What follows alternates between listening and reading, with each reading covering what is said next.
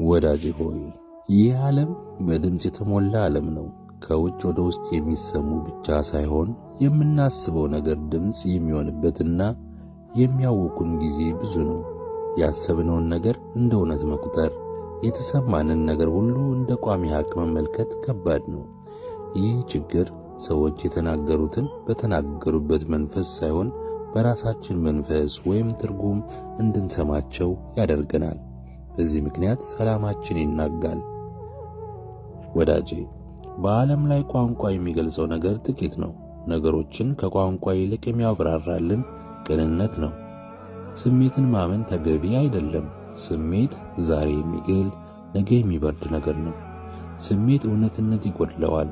ወቅታዊ የሆነ ሞቅታ ነው። ወቅታዊ የደስታና የሐዘን ስሜት ነው። ደስታውንም ሆነ ሐዘኑን በእውነት መመዘን ያስፈልገናል።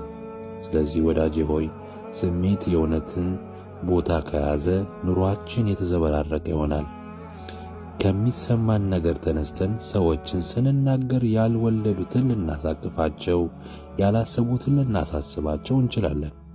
የብዙ ኅብረቶች መደፍረስ ምክንያቱ ይህ ነው። ሰው ለስሜት ድምፅ ሰፊ ቦታ መስጠቱ ነው።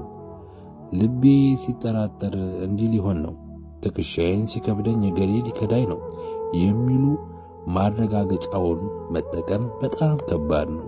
ስሜታችንን አምነነው ከሰዎች ጋር በቁጣ መንፈስ እንገናኛለን። እንኳን የተሰማንን የሆነውን ነገር መመልከት የሚገባን በፍቅር በእውነት ነው። አልያ ስሜትን ማመን የሌለውን ነገር ወደ መኖር አምጥተን እንድንለያይ ያደርገናል። በመጨረሻም ሰዎች በሚሰጡን የአጸፋ ምላሽ ውስጥ እንደበቃለን። ቀድሞም ለካ የተሰማኝ ልክ ነበር ወደሚል እሳቤ እንደርሳለን። ይህም ሐሳብ ከይቅርታ ያዘገየናል። ያልተጨበጠ ስሜት የተጨበጠ ችግርን በዓለም ላይ ያመጣልና።